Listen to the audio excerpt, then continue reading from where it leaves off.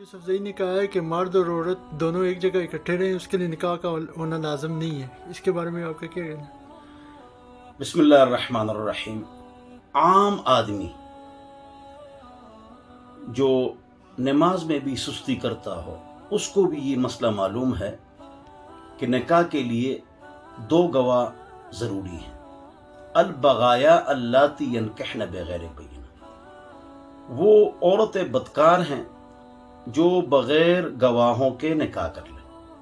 نہا رسول اللہ صلی اللہ علیہ وسلم ان نکاح خفی، دونوں روایتیں ترمذی کی ہیں. حضور اکرم صلی اللہ علیہ وسلم نے چھپ کے نکاح سے منع فرمایا، چھپ کر نکاح نہ کرو. اعلنوا ھذا النکاح، اس نکاح کا اعلان کرو. تو ہمارے سب مسلمان اس مسئلے کو جانتے ہیں. بہت ساری بچیوں کو اور عام افراد کو نشانہ بنایا گیا ہے، لیکن ملالہ کو کیوں باہر بھیجا گیا، یہ بہت بڑی سٹوری ہے. اور یوٹیوب پر ایسے ویڈیوز آ چکے ہیں کہ آپ خود دیکھ لیں تو آپ کو پتہ لگ جائے گا کہ یہ کیا سازش تھی. امریکہ کی ایک مشہور ڈانسر نے اپنے بدن کے اس حصے پر جس کو چھپایا جاتا ہے اس کا نام لکھ کر ڈانس کیا. کیوں؟ وہاں اس کا استقبال ہوا. کیوں؟ آسیہ کا فرانس میں استقبال ہوا. کیوں؟ یہ تمام چیزیں ان کی کڑیاں جڑی ہوئی ہیں. تو اللہ تعالیٰ مسلمانوں کی حفاظت فرمائے. اور سب جانتے ہیں کہ اس نے غلط کہا، سب جانتے ہیں کہ تسلیمہ نسرین نے غلط کہا تھا. بنگلہ دیش شیطانی آیات جس نے لکھی تھی اس نے غلط کہا تھا. لیکن ہر طرف سے علماء کرام نے، اینکرز نے اس پر تبصرے کیے. لیکن میں ایک جدید اس پر ایک نئے انداز سے تبصرہ کرتا ہوں کہ پورا سوشل میڈیا بھرا ہوا ہے کہ اس نے غلط. لیکن کل یہ ہمارے حکمران ہو، کل عمران صاحب کی بیٹی اور دو بیٹے ہمارے حکمران ہوں گے، نواز شریف صاحب کی بیٹی ہمارے حکمران ہوگی، زرداری صاحب کی بیٹی ہمارے حکمران ہوگی. اگر لوگوں سے انٹرویو لے لو کہ کیسے لوگ ہیں تو 1,00,000 آدمیوں میں سے 98% ان پر تنقید کریں گے، لیکن حکمران یہی آئیں گے اور یہی حکمران ہوں گے. اس کی کیا وجہ ہے؟ بات مین پوائنٹ یہاں پر یہ ہے کہ ملالہ ہماری حکمران ہوگی. اب آپ کوئی بھی نہیں مانتے لیکن اس طرح ہوگا، اس لیے کہ جس کے پاس زیادہ ووٹ ہوں گے وہی جیتے گا. تو ووٹ کس کے پاس زیادہ ہوتے ہیں؟ کس کے پاس ووٹ زیادہ ہوتے ہیں؟ کس کے ووٹ زیادہ ہوں گے؟ وہ اکثرہم لا یعقلون، اکثر بے عقل ہوتے ہیں. دیکھتے ہیں وہ اکثرہم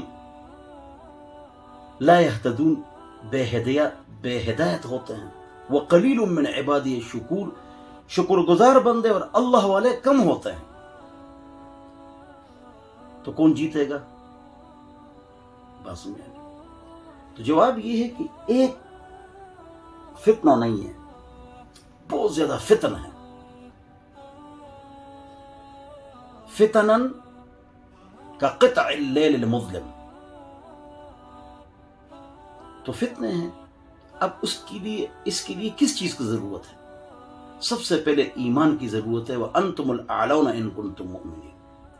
دوسری چیز اعمال صالحہ، نماز روزہ حج زکوٰۃ میں سستی مت کرو.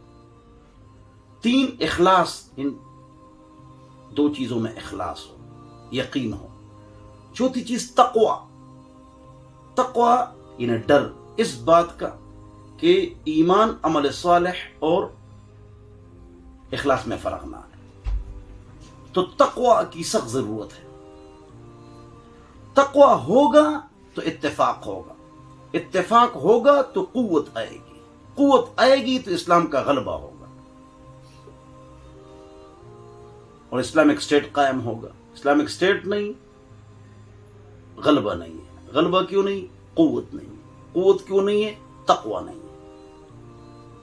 تو دعوت تبلیغ کی بہت سخت ضرورت ہے، لوگوں کی ذہن سازی کی ضرورت ہے، لوگوں میں شعور لانے کی ضرورت ہے.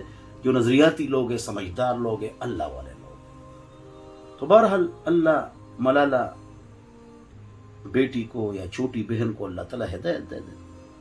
और इनके जो घराने के अफराद हैं, इसके अब्बू के चचे वो बहुत नेक और ऊंचे लोग हैं, अजमत वाले लोग हैं, अल्लाह वाले लोग हैं। फिर इसका जो ये भतीजा है मलाला का अब्बू, ये बस बिगड़ गया। मलाला का अब्बू मशाल खान का, मशाल का वालिद और एक और आदमी है, तो इन्होंने मंजूर पश्तीन के लिए प्रेस कॉन्फ्रेंस की। आप समझ गए क्यों? आगे बस आप खुद समझें। तो उनका मौक़िफ़ तो ये था, कि गुमशुदा कहाँ है, लेकिन फिर वो पाकिस्तान के खिलाफ और फौज के खिलाफ वो मंजूर पश्तीन इस्तेमाल हुआ, उसने गलती की। लेकिन फिर उन्होंने इनके लिए और अफगान पार्लियामेंट ने उसके लिए क्या किया, बाकायदा बातचीत वहां हुई इसके हक में। ये कैसे लोग हैं, इनके क्या मंसूबे हैं? अल्लाह या हाफिज़ या हफीज़ या नसीर, अल्लाह ताला हमारी हिफाज़त फरमाए। वस्सलाम।